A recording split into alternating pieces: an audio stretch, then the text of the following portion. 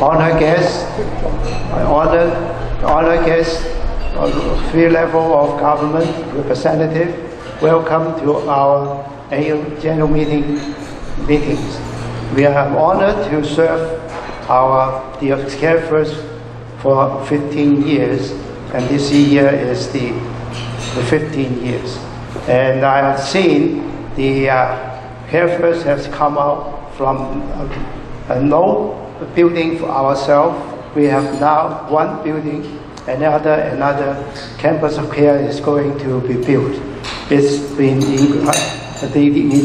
has been a very, very big improvement our services. Our vision is to empower the client, our seniors, to live the best of their life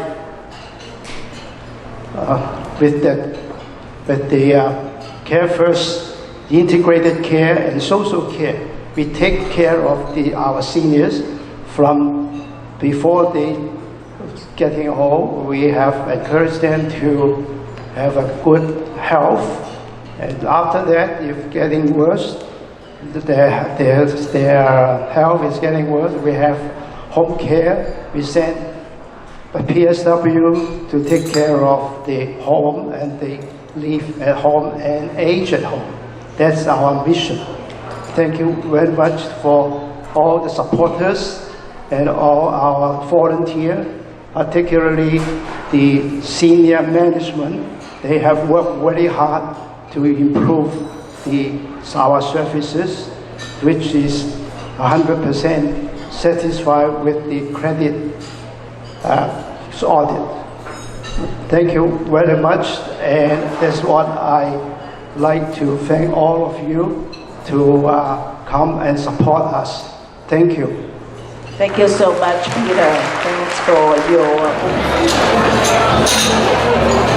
I think the Ministry of Long-Term Care really like our model of care. On July 7th, actually the AGM, the Deputy Minister of Long-Term Care, he himself and his senior management team came to the site to look at the future site of the campus of care. So here, they are really delighted about the model, because they said that they don't want to have a standalone long-term care home. They would like to have everything there, diagnostic service, home care coordination, everything to be there. And then he also said that, well, you know, many of the long-term care providers told them that if you do not have 3 to 4 acres land, don't think about building a long-term care home. And then he said, look at Carefirst, you have less than 1.2 acre land, and now you are building everything into this site. So if you look at the PowerPoint, there will be a long-term care home with 124 beds. Originally, we only proposed 120, but we now can squeeze in another additional bed on each floor. So we are building 124 beds. There will be a medical center, a healthcare center with primary healthcare and specialist clinic, also a community hub coordinating home care, adult day program, and also wellness program. And on top, we are providing 36 units of life lease with, most important, assisted living. So we have both the hardware and the software there. So that's why this is the model to go. So I just would like to thank the City of Richmond Hill, and really thank you, the councillors, for the staunch support. By the end of August, we just got the formal approval of our site plan application. So we can start building anytime once we submit the plan. So thank you so much, City of Richmond Hill, the council, and the staff. Thank you. So if you look at the footprint, so this is the hub. So this is on level 4, because if you go back to say like the outlook of the building, the first 2 levels, actually they are mezzanine floors. They are actually parking lots. They are garage. And then we start to provide at level 4, the hub. The hub with the specialist clinic, family practice. So Tamara actually she and the team put in a lot of inputs in the design of the healthcare center.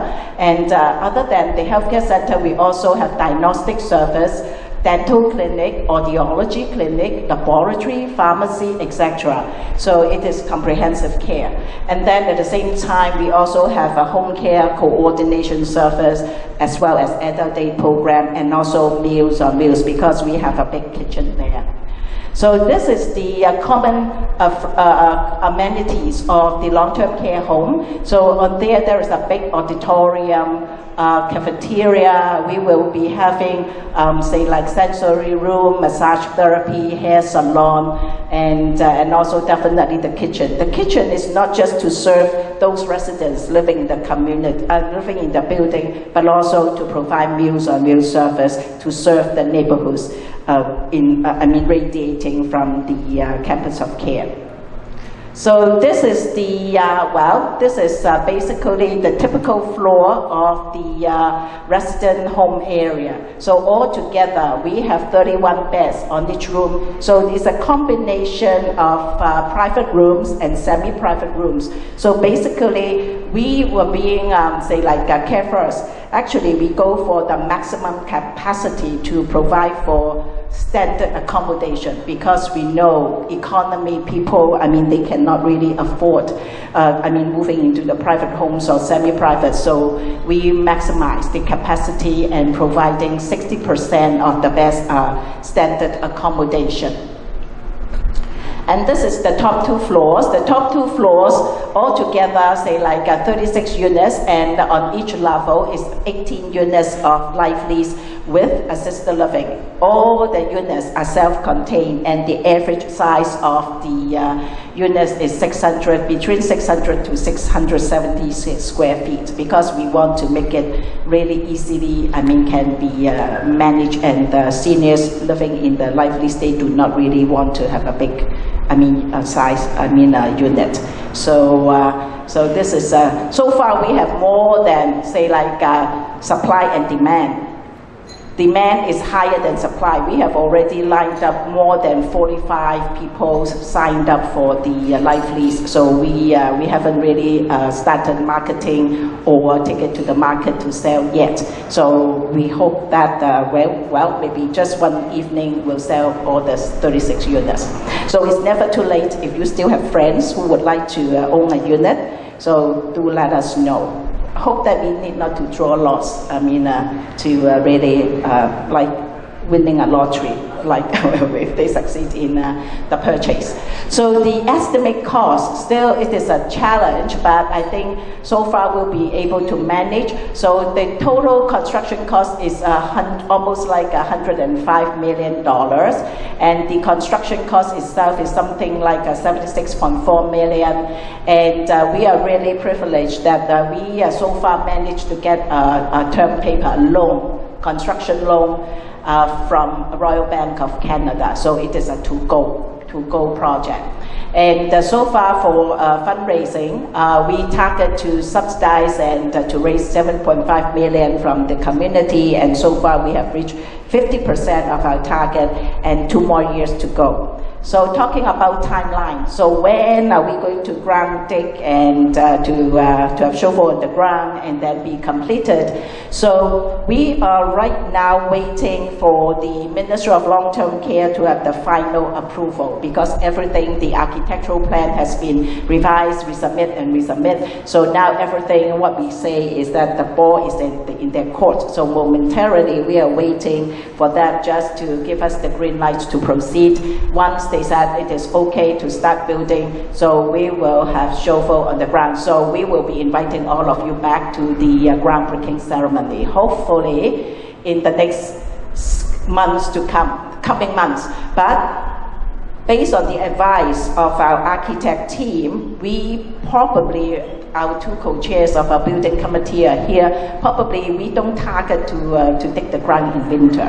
So if the ministry not as fast to let us know maybe tomorrow, then probably we hope that we start break the ground somehow maybe spring next year. So the target date to complete construction is 18 months to 24 months the most. So we target to move in by the first quarter of 2026. So it won't be too long, but maybe shorter. It depends on how fast the Ministry of Long-Term Care come back to us when we can start to have the shovel on the ground.